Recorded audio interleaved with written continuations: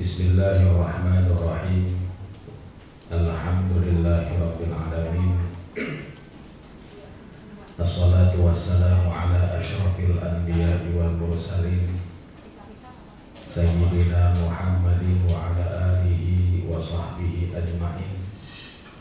Subhanaka la ilma lana illa ma 'allamtana innaka antal alimul hakim. La haula wa la quwwata illa billahil aliyyil azim. Amma ba'du. Bapak Ibu, mari sama-sama kita baca doa, ikuti setelah saya. Bismillahirrahmanirrahim.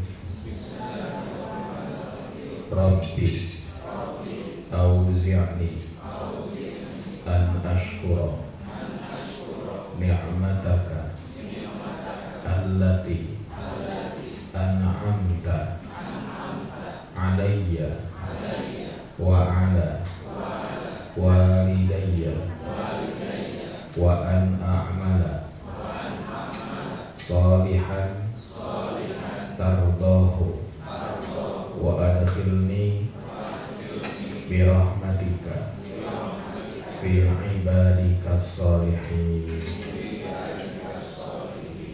Kita mau umroh, sebelum kita ihram disunahkan mandi terlebih dahulu. Mandinya bagaimana? Mandinya sama seperti mandi besar, bedanya cuma satu, niat. Niatnya bagaimana Pak Ustaz? Bismillahirrahmanirrahim, sama-sama. Nawaitu al-ghusla sunnatan lil ihrami lillahi ta'ala. Wah Pak Ustaz nggak hafal, pakai bahasa Indonesia. Gimana Pak bahasa Indonesianya? Niat saya mandi sunnah ihram karena Allah Subhanahu wa ta'ala. Dari ujung rambut sampai ujung kaki silahkan bersihkan. Ada sabun wangi, ada minyak wangi, pakaiin sewangi mungkin di badan. Kuku yang panjang potong, kumis yang gak rapih-rapihkan, jenggot yang berantakan cukur. Para jamaah rahimahullah. Lalu sholat duhur ke Masjid Nabawi, insya Allah kita sudah pakai baju ihram. Perempuan baju ihramnya gini pun juga boleh, tidak disyaratkan putih semuanya, kayak begini boleh. Yang penting nutup seluruh anggota tubuh. Yang boleh terbuka cuma wajah dan telapak tangan. Ini boleh kelihatan, ini boleh kelihatan. Tolong ibu-ibu pakai manset. Kenapa pakai manset? Karena kita akan angkat tangan. Kalau angkat tangan begini ngorot kan kira-kira? Ini boleh kelihatan, ini harus kelihatan, tapi di bawah pergelangan tangan itu aurat. Kalau tawaf ini kelihatan, putaran itu nggak sah. Karena itu tolong pakai manset. Laki-laki pakai dua helai, atasnya diselendangkan, bawahnya disarungkan. Insya Allah kita sholat duhur berjamaah di Masjid Nabawi. Beres sholat duhur di Masjid Nabawi berjamaah, bangun sholat asar. Kenapa? Kita jamak takdim dengan asar. Beres itu kita siap-siap, 1:30 kita akan tinggalkan hotel. Seluruh jamaah sudah pakai baju ihram dan bapak-bapak sudah tidak pakai dalaman lagi. Kenapa saya tekankan bapak-bapak? Karena sering terjadi. Ustaz, nanti dalamannya saya copot, biar Ari aja ya, pas mau niat saya mau copot. Boleh. Rupanya dia lupa. Bisnya beda dengan saya. Ini juga besok ada 3 bis. Bisnya beda dengan saya. Pas turun di Mekah, saya juga turun. Nengoklah dia ke belakang. Nengok ke belakang, dia lihat saya. Pas lihat muka saya, dia baru ingat celana dalam. Dia datang, Pak Ustaz, saya masih pakai celana dalam. Saya bilang, Bapak, copot celananya sekarang, bayar jam. Makanya Bapak, hati-hati besok. Di hotel Movenpick pas kita check out, ketika Bapak naik ke bis, saya dengan Ustadz akan berdiri di pintu bis. Untuk apa? Ngerazia bapak-bapak. Nah, para jamaah rahimahullah, tolong Bapak Ibu-ibu, tepat waktu. Karena kalau tidak salah kita pakai kereta cepat. Kereta tidak bisa nunggu. Telat kita di depannya tinggal. tolong perhatikan jangan ada yang. Nah, para jamaah rahimakumullah, dari hotel kemana kita ke Ustadz? Insya Allah 7 kilo kita akan dibawa ke Bir Ali terlebih dahulu. Bir Ali itu apa? Sebuah masjid namanya Biru Ali. Ada orang yang nanya, Ustadz kayaknya gak enak banget namanya Bir Ali. Disangkanya apa namanya? Minuman. Itu bahasa Arabnya Biru. Biru. Cuma orang Indonesia kan susah nyebut Biru, jadi Bir. Biru itu artinya sumur. Itu kan orang Indonesia susah aja. Karena kan mohon maaf, orang Indonesia punya dialek. Ya, saya punya santri orang Sunda. Itu kalau adan, bukan apa namanya? Bukan adan, adan. Panta. Bukan apa namanya? Bukan panta tapi panta. Kebetulan ada orang Betawi. Orang Betawi jamaah rahimakumullah, adzan dari ajan. Orang Sunda, orang Jawa, alamin jadi ngalamin. Ya. Mohon maaf. Biru itu apa? Sumur Sayyidina Ali. Itu masjidnya. Wilayahnya Dzulhulaifah. Rasulullah SAW menetapkan tempat itu sebagai miqat. Miqat itu apa? Starting point umroh kita. Jadi kalau seandainya kita mau umroh, di situ kita starting pointnya, niatnya di situ. Yang wajib di Bir Ali bukan sholat, tapi niat. Kalau punya kesempatan sholat, silahkan sholat. Sholat apa? Sholat sunnah tahiyatul masjid. Tapi kadang-kadang suka buru-buru. Jam apa? Keretanya sebentar lagi. Gimana kalau begitu? Datang ke Bir Ali, turun pun tidak masalah, di bis kita niat. Niatnya bagaimana? Bismillahirrahmanirrahim, sama-sama. Labbaik Allahumma umratan. Labbaik Allahumma umratan. Atau redaksi yang lainnya, nawaitu al-umrata wa ahramtu biha lillahi ta'ala.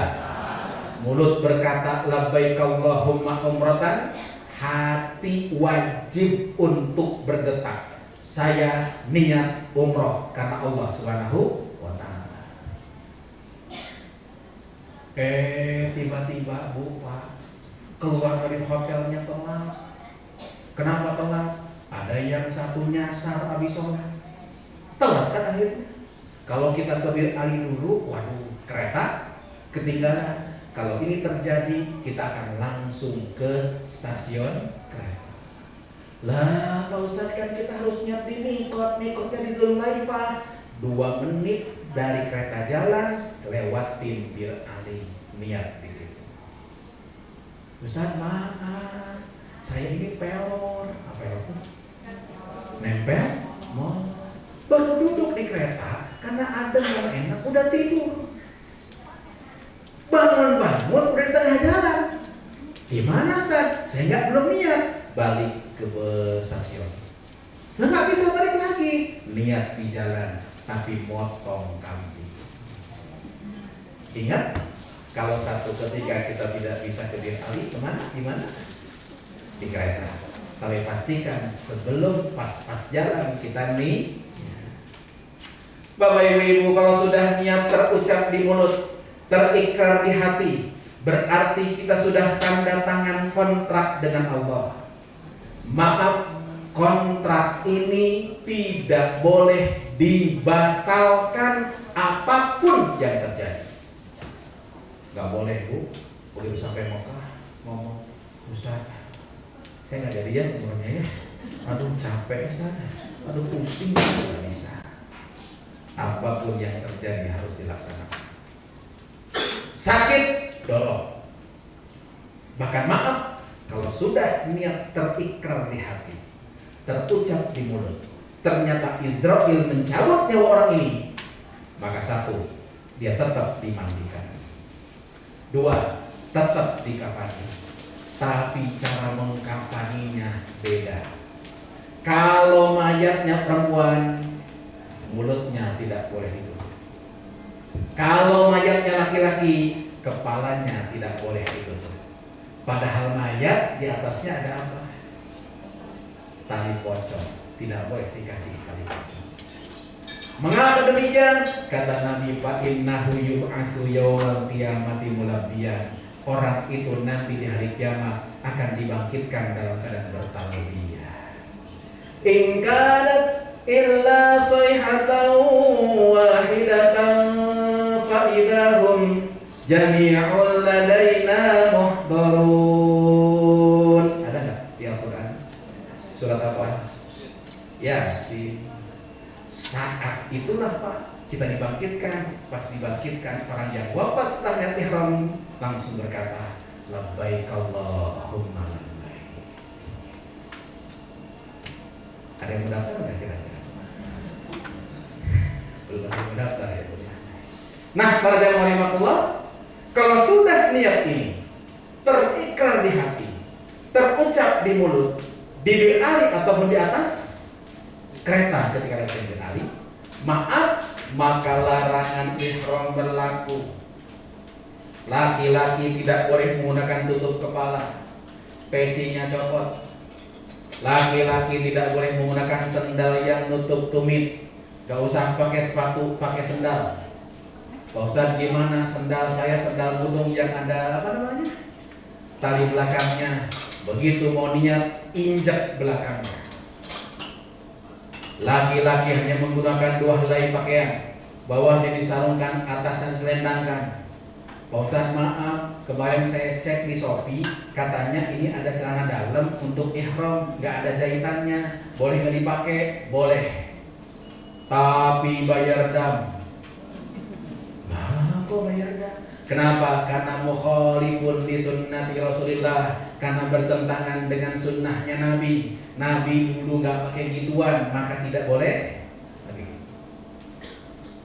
Perempuan dilarang menggunakan tutup muka, termasuk tutup muka cadar, termasuk tutup muka masker. Laki-laki dan perempuan dilarang menggunakan wangi-wangian, termasuk wangi-wangian sabun, sampo, tisu basah, lip gloss. Apa yang blok-blok, bukan konblok, apa namanya? Sunblock. Saat gimana kalau minyak angin, minyak kampak, PPO, balsam, Apitson, Resker? Oh, itu mah minyak wangi nenek-nenek. Bukan wangi tapi bau. Boleh nggak dipakai? Boleh. Bayar dam apa enggak? Tidak bayar dam. Laki-laki dan perempuan dilarang menyambut rambut, gunting rambut atau bulu-bulu yang lainnya. Hati-hati, kucek-kucek hidung, kecabut bulu hidungnya, bayar dam. 1 bulu hidung sodakoh, 1 paket makanan. 2 bulu hidung, 2 paket makanan. 3 bulu hidung, 3 paket makanan. 4 bulu hidung, ke atas 6 paket makanan atau motong kambing. Karena itu tolong hati-hati. Laki-laki dan perempuan dilarang yang rahimakumullah bercumbu. Bahkan maaf, kalau terjadi hubungan suami istri sebelum tahallul, maka 1, umrahnya batal. 2, dia harus motong onta, bukan kambing lagi. Insya Allah kalau naik bus ke Mekah, insya Allah sekitar 6 jaman, naik kereta sekitar 2,5 jam. Insya Allah. Ketika niat dan setelah niat tidak disyaratkan punya wudhu terus. Jadi kalau batal, ya batal aja. Nah, para jamaah rahimakumullah, sampai di Mekah insya Allah kita akan langsung dibawa ke hotel kita. Insya Allah hotelnya ada 2. 1 hotel Swiss Al-Maqam. Swiss Al-Maqam itu di kawasan Zam-Zam, jamaah rahimakumullah. Hati-hati, perhatikan liftnya. Karena di kawasan Zam-Zam itu ada 7 hotel. Salah satunya Swiss Al-Maqam. Swiss itu ada 2, Swiss doang dengan Swiss Al-Maqam. Jadi kalau mau nanya, mau ke hotel Swiss, tanya, Swiss yang mana? Swiss Al-Maqam. Ada juga di Mekah hotel. Mekah hotel itu di mana? Kalau bapak ibu-ibu sebelum tahun 2010 pergi ke Mekah, itu ada Hilton Mekah. Nah itulah yang mau Allah sekarang bukan Hilton lagi tapi Mekah Hotel. Insya Allah kita akan check in dulu di hotel. Bisa jadi makan malam dulu. Baru insya Allah kita akan siap-siap menuju ke masjid melaksanakan rukun umroh yang kedua yaitu tawaf. Bapak ibu-ibu kalau nanti mau tauhid masih tahu Pak Ustaz, bapak ibu-ibu sholat maghrib isyanya di kamar ya. Kenapa kok disuruh di kamar? Karena seringkali susah kita temukan tempat untuk sholat berjamaah. Kalaupun kita sholat berjamaah di situ, di pinggirnya, di sampingnya ditongkrongin sama polisi. Emang enak imamin sampingnya apa namanya? Askar, diusir langsung. Karena itu bisa jadi nanti akan disuruh sholat di mana? Di kamar. Tapi lihat kondisi biasa insya Allah. Nah para jemaah rahimakumullah, kita akan masuk masjid. Bismillahirrahmanirrahim sama-sama. Allahumma antas salam wa minkas salam wa ilaika ya'udus salam fahayyina rabbana bis salam wa adkhilna al jannata daras salam tabarakta rabbana wa ta'alaita ya dzal jalali wal ikrami. Insya Allah kita masuk masjid. Begitu masuk ke dalam masjid Ka'bah kelihatan, kita baca doa Bismillahirrahmanirrahim.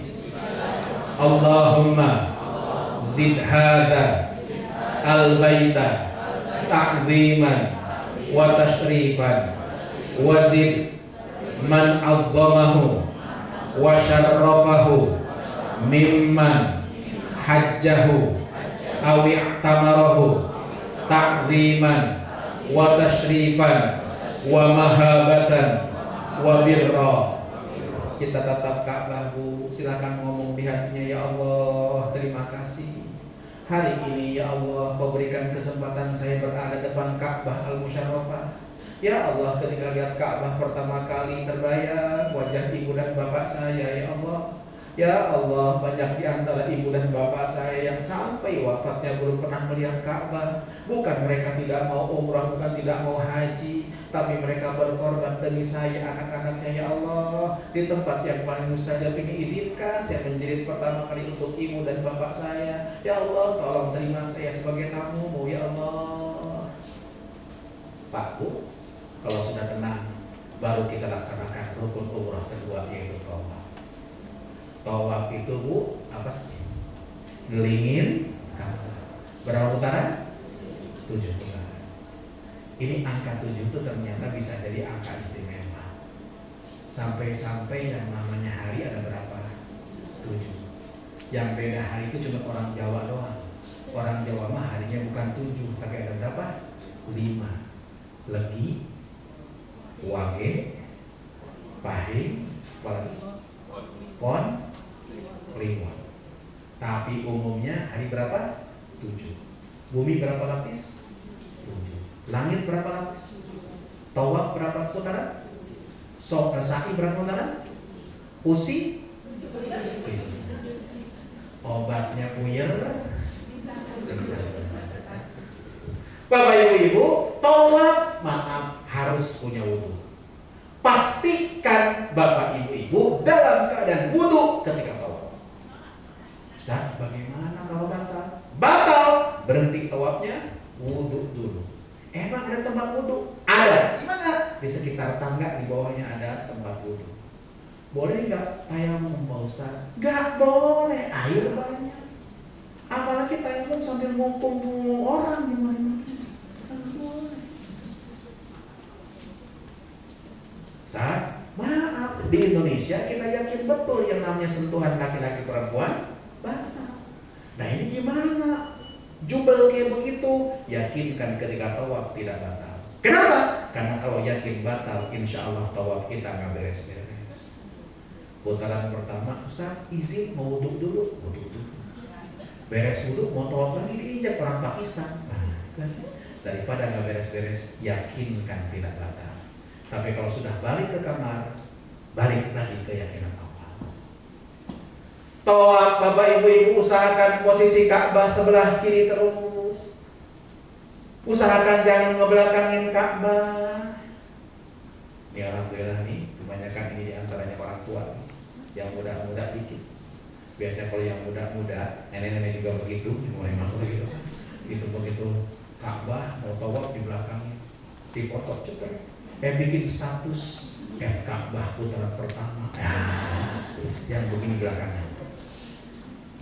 Para jamaah rahimahullah tawaf dimulai dari sudut Hajar Aswad. Maaf kalau ini sudut Hajar Aswad, Pak Bu, sunnahnya ketika lewati sudut Hajar Aswad tersebut kita menghadap Ka'bah, lalu angkat tangan Bismillahirrahmanirrahim 3 kali. Tapi kalau kita lakukan ini didorong dari belakang, bahaya buat kita, bahaya buat orang lain. Karena itu tolong jangan kekeh kumekeh. Kekeh kumekeh, ngotot sunnahnya harus begini. Kalau kita melakukan sunnah itu harus realistis. Karena Nabi makan pakai 3 jari, Nabi makannya roti, makanya pakai 3 jari. Saya di Sukabumi, itu sarapannya pakai bubur ayam. Gimana ceritanya pakai apa namanya? 3 jari. Para jamaah rahimahullah, mohon maaf karena itu, ya. Daripada kita berhenti 1 detik didorong orang membahayakan, cukup tengok ke sebelah kiri, angkat tangannya sambil berkata Bismillahirrahmanirrahim sama-sama. Kita kecup. Bukan kecup dulu baru angkat, tapi angkat dulu baru kemudian. Dan jangan begini, Bismillahirrahmanirrahim.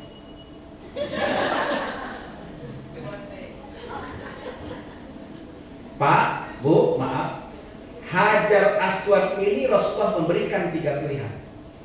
1, cium. 2, sentuh.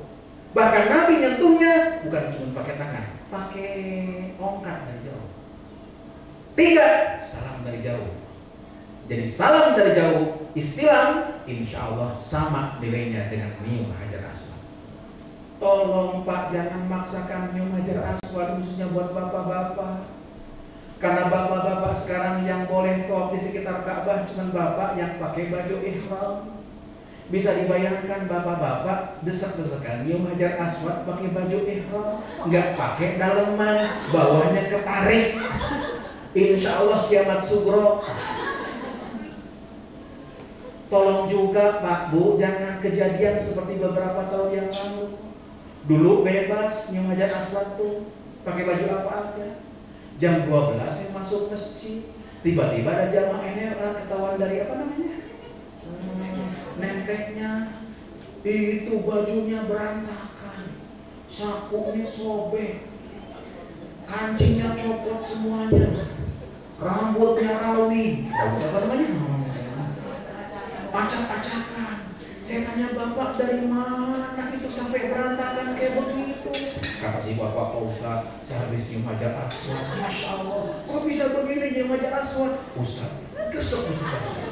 Udah deket ke Hajar Aswad, tiba-tiba orang Mesir desek sebelah kiri. Saya pukul perutnya Ustaz, dia mundur ke belakang. Udah deket lagi Ustaz, orang dia desek kepala sebelah kanan. Saya sikut kepalanya Ustaz, dia mundur ke belakang.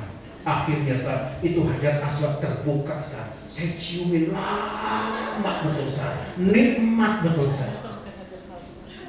Saya hanya komentar, hey man, how can you get beauty if the way is not beautiful?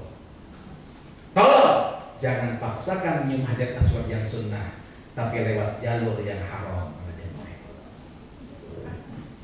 Tawaf tidak disyaratkan baca doa. Yang sunnah dibaca tasbih subhanallah, walhamdulillah, wala ilaha illallah, Allahu akbar, la haula wala quwata illa billah al-aliyyil azim. 7 putaran sunnahnya membaca tasbih ini. Kecuali begitu sampai di rukun Yamani. Rukun Yaman itu 1 sudut sebelum Hajar Aswad. Sunnahnya disentuh, tapi nggak mungkin kita toel, kita sentuh ini rukun Yamani. Tiap putaran angkat tangan saja, tapi nggak usah dikecup. Di Hajar Aswad dikecup, kalau di situ angkat. Nah, dari situ kita baca doa Rabbana atina fid dunya hasanah sampai terakhir doa sabu jagat ya rahimahullah. 7 putaran. Kalau yang 7 putarannya, ketujuhnya nggak usah angkat tangan lagi. Beres dah sudah tawafnya. Saat habis tawaf ngapain? Sunnahnya 2. Boleh sholat dulu, boleh doa dulu. Gimana? Lihat kondisi. Kalau saya biasanya doa dulu. Doanya di mana? Di tempat yang paling mustajab. Mana tempat mustajab itu? Namanya Mu'tazam. Posisinya mana? Lihat pintu Ka'bah, sampingnya Hajar Aswad. Celah antara pintu Ka'bah ke Hajar Aswad ini Mu'tazam.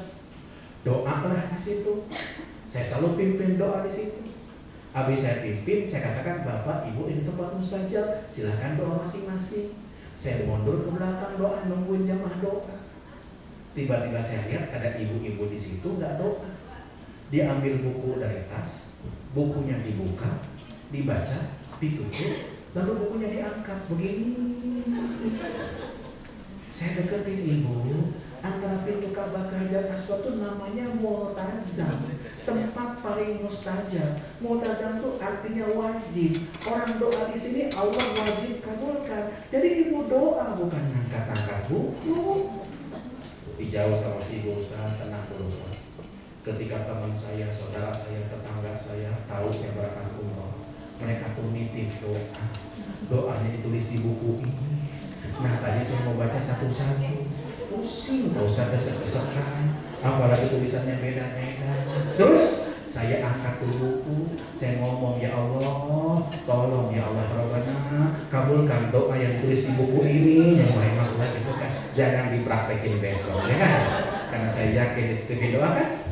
Kalau bapak, ibu dititipin banyak doa, duduk di Masjidil Haram, duduk di Masjid Nabawi, sambil itikaf, sambil baca, itu amanah. Beres doa di situ atau di tempat yang lain, sebaiknya di makam Ibrahim, kita sholat sunnah. Sholat sunnah apa? Sholat sunnah tawaf. Gimana niatnya? Bismillahirrahmanirrahim, sama-sama. Usalli sunnatat tawafi rakaataini lillahi ta'ala. Gak bisa pakai bahasa Arab, pakai bahasa Indonesia. Niat saya sholat sunnah tawaf 2 rakaat. Setelah saya sholat sunnah tawaf, duduklah sekitar makam Ibrahim, tempat mustajab. Kalau ada air zam-zam, silahkan ambil air zam-zam. Air zam-zam sunnahnya sebelum minum kita doa dulu. Ngadep kiblat sunnahnya, doa dulu. Bismillahirrahmanirrahim, sama-sama. Allahumma inni as'aluka ilman nafi'an wa rizqan wasi'an wa shifaan min kulli da'in wa saqamin bi rahmatika ya arhamar rahimin. Ngadep kiblat, boleh duduk, boleh berdiri. Karena Rasulullah dulu minum kadang duduk, kadang berdiri. Sunnahnya 3 tegukan. Bismillahirrahmanirrahim. 1,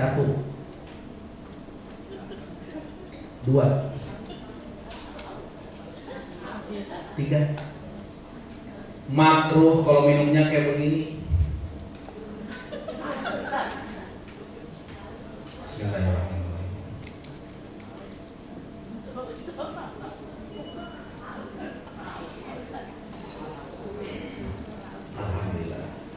Bukan haus, tapi nyontoin. Para jamaah rahimahullah, silahkan habis itu kita cari tempat sa'i. Rukun umroh yang ketiga sa'i. Sa'i itu dari Sofa menuju ke Marwah. Jarak Sofa Marwah itu 400 meter, 400 meter kali 7. 2,8 kilo. Sanggup kira-kira? Insya Allah jangan segitu. Kalau nggak sanggup, ada tukang dorong. Silahkan pakai jasa dorong itu. Yang dorongnya orang Arab. Dan orang Arab kalau dorong nggak pakai rem. Takut didorong nggak pakai rem, naik ke lantai 2. Lantai 2 jamaah rahimahullah itu ada mobil golf. Tapi kalau pakai mobil golf bayarnya harus pakai kartu kredit, tidak bisa cash. Sofa tempat mustajab, usahakan doa di sofa dulu. Sambil jalan pun nggak masalah. Marwah tempat mustajab. Sofa ke marwah dihitung 1, marwah ke sofa 2, sofa ke marwah 3, marwah ke sofa 4, sofa ke marwah 5, marwah ke sofa 6, sofa ke marwah 7. Jadi 1-nya di sofa, 7-nya di mana? Di marwah. Kalau 7-nya di sofa, salah ngitung di mana? Maaf, tidak ada doa yang wajib dibaca. Sambil tok sain, diem aja, boleh. Baca sholawat, boleh. Baca doa sabu jagat, boleh. Baca Quran, boleh. Ngobrol? Boleh. Boleh ngobrol. Tapi jangan ngomongin orang. Itu lihat ya, orang hitam. Oh, tiap hari itu hitam banget. Gimana ya tuh? Hitam banget nggak? Itu kalaupun ngomong-ngomonglah dengan yang baik. Antara Safa dan Marwah ada lembah, namanya Batul Wadi. Dulu Hajar letakkan anaknya dekat Ka'bah. Lihat dari Safa, oh anak saya masih ada. Jalan ke Marwah, oh anak saya masih ada. Pas di tengah jalan antara Safa Marwah ada lembah, turun. Dia nggak bisa melihat lagi. Khawatir terjadi sesuatu kepada anaknya. Mohon maaf kan ibu khawatir banget kan kepada anak itu. Sama Hajar pun juga begitu. Dia lari, takut anaknya ada apa-apa. Di tempat kali tersebut sekarang dikasih lampu hijau. Perempuan di jalan aja jangan lari perempuan. Yang sunnah lari cuma laki. Sambil lewat di situ kita baca Rabbighfir perempuan. Warham. Wa'fu. Wa takarram. Wa tajawaz. Amma ta'lam.